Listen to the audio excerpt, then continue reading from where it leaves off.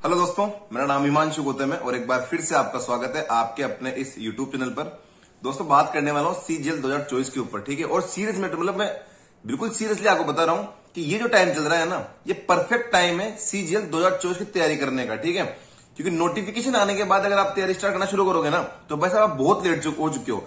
यही एक रीजन होता है कि क्यों बहुत से लोगों को 4-5 अटेम्प्ट लग जाते हैं एमटीएस का भी प्री निकालने में, ठीक है। क्यों वो ये चीज समझ ही नहीं पाते कि भैया नोटिफिकेशन आने के पहले अपनी तैयारी को अच्छे से कंप्लीट कर लो। नोटिफिकेशन आने के बाद का और एग्जाम के बाद का भी पहले का जो 2-3 महीने का टाइम मिलता है, इसमें मॉक टेस्ट लगाओ, प्रीवियस का अच्छे से एनालिसिस करो और आराम से एग्जाम निकालो। ये बात उन्हें समझ नहीं आती और बहुत सारा टाइम ना वेस्ट कर देते हैं। और फिर जब नोटिफिकेशन आएगा तब जागते हैं कि अब सिलेबस लेते हैं, अब कोर्स करते हैं, मतलब ही नहीं है। तो मेरा मतलब ये वीडियो इसी वजह से बना रहा हूं मैं आपके ऊपर, मैं सीजीएल 2024 के लिए, ताकि अगर अभी तक भी आपने तैयारी स्टार्ट नहीं की तो आप कर दो। और कौन सी चीजें हैं, मेरा जो अनुभव है, 3 बार मैंने सीजीएल निकाला हुआ है, ठीक है, और बहुत सारे एग्जाम दिए हैं। तो अगर मैं आज खुद सीजीएल 2024 की तैयारी करता, ठीक है, तो मैं क्या करता, किन किन चीजों पर ध्यान देता, क्योंकि अनुभव तो हो ही गया ना मेरे को। भाई साहब, पहली बार में 2018 की जब मैं तैयारी कर रहा था ना, तो 7-8 महीने बाद तो मुझे ये पता चला था कि भाई यूट्यूब पे बहुत सारे वीडियो चैनल्स होते हैं जो महीने की करंट अफेयर डालते रहते हैं, वहां से हमें करंट अफेयर की तैयारी करनी है। हमें ये चीजें 7-8 महीने बाद तैयारी, मतलब कोचिंग स्टार्ट करी थी ना हमने जयपुर में, तो इसकी 7-8 महीने बाद तो मैं इस चीज के बारे में पता चला था कि यार करंट अफेयर भी पढ़नी होती है। महीने की करंट अफेयर ऑनलाइन मिल जाएगी यूट्यूब पे अगर हम ढूंढना चाहे तो, ठीक है। तो बहुत सारी चीजें होती है जो दूसरों के अनुभव से आप सीख सकते हो, ठीक है। तो इसलिए मैं कुछ चीजें इंपॉर्टेंट कि अगर मैं इतने अनुभव के साथ सीजीएल 2024 की अगर मैं खुद तैयारी करता तो आज के टाइम पे मैं क्या कर रहा होता, इसके ऊपर मैं मतलब ये वीडियो बना रहा हूं, ठीक है। तो शुरू करते हैं। सबसे पहली और इंपॉर्टेंट चीज, आप जिस एग्जाम की तैयारी कर रहे हो ना, उसकी आपको टाइमिंग्स पता होनी चाहिए, ठीक है, कि लगभग इस टाइम एग्जाम हो सकता है, मेरे पास लगभग इतना टाइम है और मेरे को मतलब पता होना चाहिए ना कि कितना टाइम बचा है, तो उस अकॉर्डिंग हम भागेंगे, ठीक है। अगर टाइम लंबा है, हमें पता है कि 12-13 महीने बाद एग्जाम होगा, तो हम थोड़ी स्पीड को कम रखेंगे। हमें पता है कि अगर 8 महीने बाद एग्जाम हो सकता है, तो हम हमारी स्पीड को बढ़ाएंगे, ठीक है। तो ये चीज हमेशा माइंड में रखना कि टाइम, मतलब जो क्रोनोलॉजी एग्जाम की क्या हो सकती है। मार्च तक का एसएससी ने अभी कैलेंडर निकाल दिया, ठीक है। फरवरी मार्च तक का जो आपका जीडी का एग्जाम है, फरवरी मार्च में, ठीक है, इन्होंने एग्जाम की डेट मतलब दे दी कि फरवरी मार्च में आपका जीडी का एग्जाम हो जाएगा। तो मतलब चांस ये है कि मार्च तक आपका एग्जाम नहीं हो रहा, सीजीएल 2024 मार्च तक नहीं होगा, ठीक है। और मार्च के बाद भैया अप्रैल में और मई में तो आपका इलेक्शन है, उस टाइम मतलब चांस बहुत कम है कि एग्जाम हो। तो वही चांस बैठ रहे हैं कि आपका जून में एग्जाम होना चाहिए, हाई चांस है। क्यों? क्योंकि भाई 2023 का जब सीजीएल इन्होंने जुलाई में प्री करवाया, अक्टूबर में मेंस करवा देंगे और दिसंबर के पहले पहले फाइनल रिजल्ट दे भी देंगे, ठीक है। तो जब जुलाई में प्री करवा के ही जब सीजीएल 2023 को 2023 में खत्म कर देंगे, तो ऑब्वियसली ये जून जुलाई में एग्जाम करवा के 2024 वाला ये खत्म कर देंगे। टाइमिंग इनकी बहुत सही बैठ रही है, ठीक है। तो आपका एग्जाम जून जुलाई में होने के चांस है, तो टाइम है अभी आपके पास अच्छा खासा, ठीक है। तो टाइमिंग्स का आइडिया आपके पास होना चाहिए। दूसरी बात, सिलेबस, ठीक है, कि एक खुद की डेडलाइन आप तैयार कर लो। कोचिंग के भरोसे मत बैठो यार, कोचिंग वालों को तो पैसा मिल गया और वो पढ़ा रहे हैं, उनकी तरफ से आपका सिलेक्शन हो तो जय श्री राम, नहीं हो तो जय श्री राम, ठीक है, उन्हें मतलब नहीं है आपसे, ठीक है। आपको अपना सिलेबस खुद की टाइमिंग को लेकर चलना है, ठीक है। मैं बता रहा हूं जैसे कि अभी सितंबर स्टार्ट हुआ है, सितंबर अक्टूबर नवंबर दिसंबर 5 महीने 6 महीने मोर देन सफिशिएंट है सीजीएल के सिलेबस को एक बार खत्म करने के लिए, ठीक है। तो आप खुद से एक डेट डिसाइड कर लो। जब मैंने आज के 1 महीने पहले वीडियो बनाया था, तब मैंने बात बोली थी कि 31 दिसंबर खुद की डेट बना के चलो। अब चलो 1 महीना निकल गया, तो मैं आज ये बात कहता हूं कि 31 जनवरी एक खुद की डेडलाइन लेके चलो कि 31 जनवरी के पहले पहले मुझे अपना पूरा सिलेबस खत्म करना है। सिलेबस में है क्या, देखो, मेन मैथ्स का कोर्स होता है, रीजनिंग का कोई सिलेबस नहीं है, इंग्लिश का कोई सिलेबस नहीं है, ठीक है, बुक्स है इंग्लिश की, ठीक है, और जीके का सिलेबस इतना है कि 10 साल में खत्म नहीं होगा। तो मेन जो सिलेबस होता है वो मैथ्स का होता है, ठीक है। तो 5 महीने 6 महीने सफिशिएंट है मैथ्स का सीजीएल का सिलेबस खत्म करने के लिए, ठीक है। तो अगर आप अभी भी कहीं से भी कोर्स खरीदते हो, हर टीचर के आते रहते हैं, किसी भी टीचर का आप मतलब समझो, जिसके भी टीचर का आपको कोर्स खरीदना है, उसके यूट्यूब पे ऑनलाइन वीडियोस हैं, देखो, जिसका समझ में आ रहा है उसका कोर्स आप परचेज कर लो, ठीक है।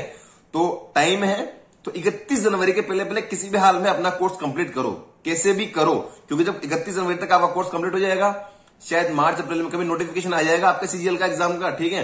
तो अच्छा खासा टाइम होगा आपके पास करने के लिए, ठीक है। क्योंकि भाई एक बार में निकालना है हमें, जो सीजीएल का जो जंजाल है ना, क्योंकि बहुत से लोग तो एक बार में निकाल के बैठ के सैलरी उठा रहे हैं, बहुत से लोग 5वां 6वां 7वां अटेम्प्ट दे रहे हैं, ठीक है। तो इससे फ्री होने के लिए ये मेरी सलाह है कि नोटिफिकेशन आने के पहले सिलेबस खत्म कर लेना अपना, ठीक है। एक मेरी सलाह इतनी सी है कि सबके सर्कल में देखो सीजीएल एक बड़ा एग्जाम हो गया और लगभग मिल जाएंगे आपको जिन्होंने सीजीएल निकाला हुआ है, ठीक है, लोग हैं। तो अपने सर्कल में कोई ना कोई एक बंदा आप ऐसा रखो जिससे आप जिन्होंने पहले सीजीएल का एग्जाम निकाला हुआ है और उनसे आप सलाह ले सको। जैसा मैंने बताया कि यार मैं जब नया नया था और मुझे गाइड करने वाला कोई बंदा नहीं मिला, तो मुझे 7 महीने बाद 8 महीने बाद यूट्यूब से करंट अफेयर पढ़ते हैं, एक महीने के 15-15 दिन के वीडियो आते हैं बहुत सारे चैनल्स में, इसके बारे में मुझे 8 महीने बाद पता चला। अगर कोई मुझे गाइड करने वाला पहले होता तो डेफिनेटली मैं 7 महीने पहले ही चीज को स्टार्ट करता, कुछ ना कुछ मेरे को फायदा होता, ठीक है। तो ये वाली बात है कि एक बंदा कोई सर्कल में रखना है ऐसा जिससे आप डिस्कस कर सको, चाहे उसने कोई सा भी एग्जाम निकाला हो, ठीक है। सीजीएल में जरूरी नहीं है कि इनकम टैक्स इंस्पेक्टर बना हो या एक्साइज इंस्पेक्टर बन के बैठा हो, कोई पीएसआई बना हुआ है, टैक्स असिस्टेंट भी बना हुआ है, ऑडिटर बना हुआ है, कुछ भी बना हुआ है ना, उसकी सलाह बहुत ज्यादा मायने रखती है, ठीक है। और एक और चीज, अपना बेस, ठीक है, वो हमेशा प्रीवियस ईयर क्वेश्चन रखना। मैं अपनी खुद की सलाह दे रहा हूं आप लोगों को, कुछ भी नहीं बदलता, ऐसे की ऐसी चीजें उठ के आती है। मैथ्स में तो 90% पेपर आपका प्रीवियस ईयर उठ के आता है, ठीक है, 90% पेपर मैथ्स का प्रीवियस ईयर उठ के आता है। किरण की प्रीवियस ईयर की बुक में उठा के देख लेना, आपको चीजें मिल जाएगी, ठीक है।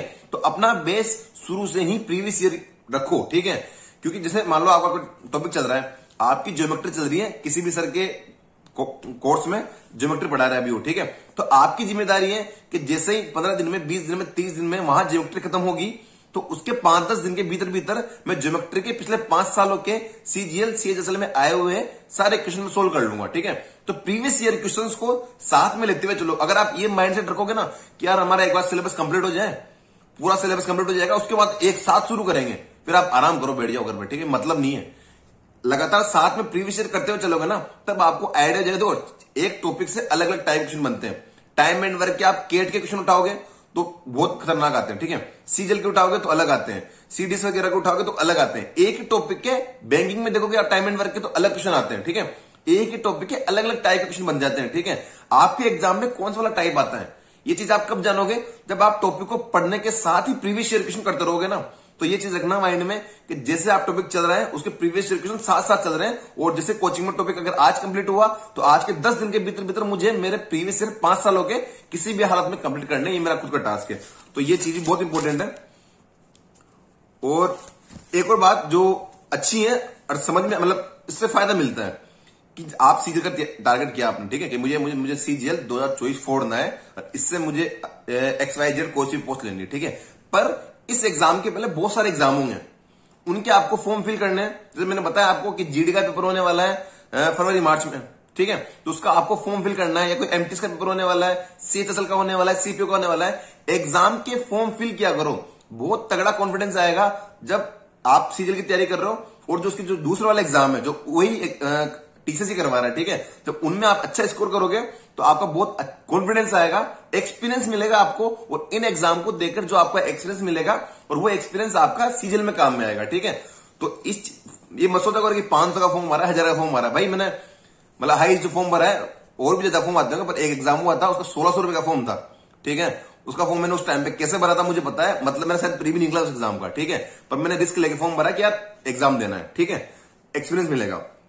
तो वाली बात थी। और शॉर्ट नोट्स बनाते हुए चलो, बहुत ही ज्यादा इंपॉर्टेंट है। मैं फिर कह रहा हूं, जैसे आपका मैं कह रहा हूं कि 31 जनवरी आपने डेट डिसाइड कर ली कि यार मुझे 31 दिसंबर तक मेरा सिलेबस मुझे कंप्लीट करना है, ठीक है, तो उस टाइम तक आपके शॉर्ट नोट्स रेडी हो जाने चाहिए। बहुत इंपॉर्टेंट होते हैं शॉर्ट नोट्स। क्यों भाई, जब आप मान लो अब रिवाइज करोगे, ठीक है, अभी आपने मैथ्स का सिलेबस 6 महीने में खत्म किया, अब आप रिवाइज करोगे तो वापस 6 महीने थोड़े लगाओगे। अब तो आपको अगले 1 महीना ऐसा कंटेंट आपके पास होना चाहिए कि 20 दिन में आप पूरी मैथ सीजीएल की जो आपने पढ़ी है उसको अच्छे से रिवाइज कर सको। और वापस से अगर वही वीडियो देखोगे, वही नोट्स देखोगे ना, तो फिर आप नहीं कर पाओगे 20 दिन में। वो तभी पॉसिबल है जब खुद के शॉर्ट नोट्स आप बनाते हुए आगे बढ़ेंगे। तो जब आप सब कहीं से पढ़ रहे हो, आपकी तैयारी कर रहे हो, तो शॉर्ट नोट्स को साथ में बनाते हुए चलो, बहुत ही ज्यादा जरूरी है, ठीक है। एक एक बात जो बता रहा हूं बहुत ज्यादा अनुभव से बता रहा हूं, ठीक है, मानना नहीं मानना आपके ऊपर है। अगला है दोस्तों मॉक टेस्ट, ठीक है, मॉक टेस्ट बहुत ही ज्यादा इंपॉर्टेंट है। मैं फिर बता रहा हूं, लोग 1 घंटे में 100 क्वेश्चन देख भी नहीं पाते प्री के, सही बात बता रहा हूं मैं, ठीक है। 2020 का प्री में 52 मिनट में करके बैठ गया था, मेरा 172 मेरा रोज स्कोर आया था, 52 मिनट में करके बैठ गया। क्यों भाई, अरे मॉक कितने लगा दिए थे ना मैंने कि 1 मिनट में 100 क्वेश्चन अटेंड करना, तो मेरे लिए बहुत ही ज्यादा इजी चीज होगी थी मेरे लिए, ठीक है। मैंने 52-53 मिनट पेपर कंप्लीट कर लिया, बैठ गया, मुझे कोई मतलब नहीं था कि चिल है, अच्छा स्कोर आ रहा है मेरा, ठीक है। तो मॉक टेस्ट आपको लगाने हैं जैसे आपका 30% 40%, ऐसा नहीं करना कि 31 जनवरी के बाद मॉक लगाने हैं, नहीं, चलते हुए साथ में मॉक लगाते हुए चलो। कोई बात नहीं, आपका कोई टॉपिक कंप्लीट नहीं हुआ, उसकी क्वेश्चन आप नहीं कर पाए तो कोई बात नहीं, उसकी सोल्यूशन देख लो आप, क्या फर्क पड़ता है, ठीक है। सोल्यूशन में जाओ कि यार कैसे करते हैं, क्या फॉर्मूला लगता है, वो फॉर्मूला आके 1 महीने बाद पढ़ लोगे आप अपने कोर्स में। पर मॉक टेस्ट को लगाते हुए आगे बढ़ो, बहुत इंपॉर्टेंट है मॉक टेस्ट लगाना, ठीक है। और ऐसे इंडिविजुअल बता दूं मैं आपको, मैथ्स में क्या करना है, प्रीवियस ईयर करते रहो, अपना सिलेबस जहां से भी कर रहे हो उसको, मतलब जहां से भी आप मैथ्स पढ़ रहे हो किसी भी टीचर से, उसको करते हुए चलो, शॉर्ट नोट्स बनाते हुए चलो, और एक एक प्रीवियस ईयर क्वेश्चन को अच्छे से देखो। टीसीएस आया था 2018 में, सीजीएल 2018 का पहला पेपर था जो टीसीएस ने करवाया था, तो वहां से हमें शुरू करना है और 2022-23 तक आना है, ठीक है। इसके बाद रीजनिंग का मैंने बता दिया आपको, मैथ्स और रीजनिंग सब प्रीवियस ईयर आती है, रीजनिंग में कुछ भी नया नहीं आता। कुछ चीजें जिनके आपको प्रैक्टिस से ही आएगी, नंबर सीरीज वाले क्वेश्चन है या मैट्रिक्स वाले क्वेश्चन है, ये चीजें ऐसी हैं जो आपको प्रैक्टिस से आएगी और आ ही नहीं सकती, मतलब, ठीक है। तो रीजनिंग में ओनली और ओनली प्रैक्टिस है, तब 50, 100, 150, 70, 80 जितनी आपकी कैपेसिटी है, जितना आपका पास टाइम मिल रहा है, मिनिमम 50 तो करना ही है। डेली रीजनिंग के क्वेश्चन करते हुए चलो और मिक्स क्वेश्चन करने हैं, ठीक है। एक ही टाइप के 50 क्वेश्चन लगाना महानता नहीं है, अलग अलग टाइप के 5-5 लगाओ और 10 टाइप के मिला के आपने 50 लगा दिए तो वो महानता वाली बात है, ठीक है। इंग्लिश का मैंने बता दिया आप लोगों को, हर बार बता दिया। नीतू सिंह वॉल्यूम 1 को बार बार पढ़ते रहो यार, बढ़ते नंबर। मैं जीता जागता उदाहरण हूं इस चीज का कि मेरे इंग्लिश में कहां मतलब 20, 22, 23 नंबर आते थे और कहां मैंने 50 आउट ऑफ 50 स्कोर किया। अब कोई बड़ा काम नहीं है भाई साहब, बहुत से लोगों के आते हैं, ठीक है। पर मैंने कैसे लाया कि नीतू सिंह वॉल्यूम 1 पढ़ते रहो बार बार, ठीक है। मतलब जब तक आपका एग्जाम नहीं होता, जब तक जॉब नहीं लगती, उसको पढ़ते रहो। वोकेब और न्यूज़पेपर रीडिंग तो आपको मतलब लाइफ टाइम पढ़नी है, बहुत इंपॉर्टेंट चीज होती है। वोकेब अपनी ब्लैक बुक से पढ़ लो, मेरे टाइम पे ब्लैक बुक थी नहीं, ठीक है, तो मुझे उसका आइडिया है नहीं। अच्छी बुक ही बताते सब लोग, तो उससे कर लो। और न्यूज़पेपर रीडिंग कोई सा भी नहीं, द हिंदू खरीदना है वो 20-30 रुपए का और फिर उसको पढ़ना है, नहीं, जो मिल रहा है उससे पढ़ लो।